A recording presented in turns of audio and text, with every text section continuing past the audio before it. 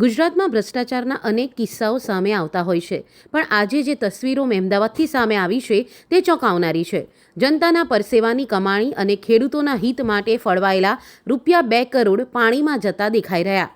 મહેમદાવાદના વાંઠવાડીમાં બની રહેલી કેનાલના કામમાં એટલી હલકી ગુણવત્તા છે કે ધારાસભ્યએ હથોડી મારી અને આખું બાંધકામ પત્તાના મહેલની જેમ જ ખરવા લાગ્યું.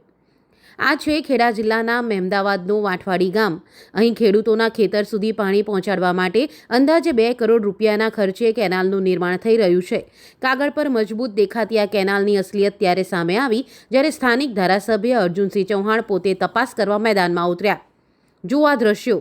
ધારાસભ્યએ હથોડીનો માત્ર એક જ ઘા માર્યો અને ₹2 કરોડની કેનાલના સિમેન્ટના પોપડા ઉખડીને જમીન પર પડવા લાગ્યા. મજબૂત કોન્ક્રીટ હોવાનો દાવો કરતા કોન્ટ્રાક્ટરની પોલ અહીં ખુલ્લી પડી ગઈ. સિમેન્ટમાં રેતીનું પ્રમાણ એટલું વધારે છે કે હાથ લગાવતા જ બાંધકામ વેરાઈ રહ્યું છે. ધારાસભ્ય અર્જુનસિંહ ચૌહાણે આ મામલે ભારે રોષ વ્યક્ત કર્યો. તેમણે સ્થળ પર જ હાજર અધિકારીઓનો ઉધડો લીધો અને સ્પષ્ટ શબ્દોમાં ચેતવણી આપી કે ખેડૂતોના હિત સાથે ચેડા કરનાર કોઈ પણ ભ્રષ્ટ તત્વોને છોડવામાં નહીં આવે.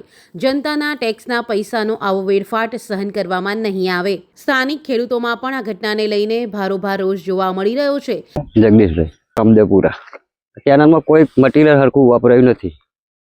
અત્યાર સુધી મેં માલ અર્જુનસિંહે અહીંયા આવીને ગયા છે. અર્જુનસિંહે એવું કીધું છે કે નવાસરથી આખી કેનાલ 0 થી કરી લાવવાની ફરજ એમને કરી છે. કેટલા કિલોમીટરની કેનાલ? લગભગ 4 કિલોમીટર સુધી અત્યાર સુધીનું કામ છેક કૃષ્ણનગર છેક દેવકી વંશલ જશે આ કેનાલ. અત્યાર સુધી પાણી જ નહીં આવ્યું. બધું કામ આવું જ કર્યું. એ તો અર્જુનસિંહે કહેલું જ છે અમારા ધારાસભ્ય કે નવાસરથી આખી કેનાલ કરવાની 0 થી. આ બધું કામ ટકલાદી વાપર્યું. એવા જ અથોડી લઈને તોડવા આવ્યા અહીં ગાડી.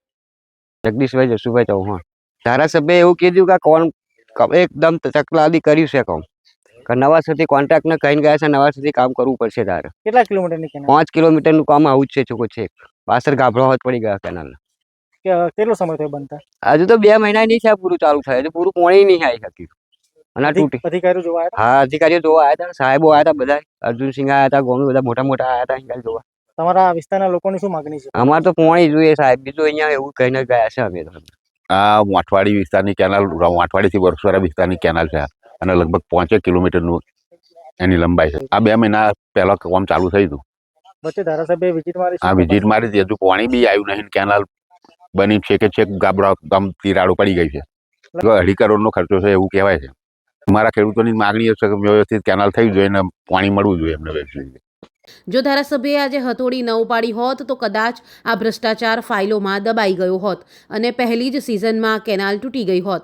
હવે જોવાનું એ રહેશે કે આ હલકી ગુણવત્તાનું કામ કરનાર કોન્ટ્રાક્ટર સામે સરકાર શું કડક પગલાં ભરે છે. આ માત્ર એક કેનાલનો પ્રશ્ન નથી, પણ સિસ્ટમમાં ઘૂસી ગયેલા ભ્રષ્ટાચારના ઉધાઈનો પ્રશ્ન છે. ધારાસભ્યનો આ રિયાલિટી ચેક બીજા કોન્ટ્રાક્ટરો માટે પણ એક ચેતવણી સમાન છે.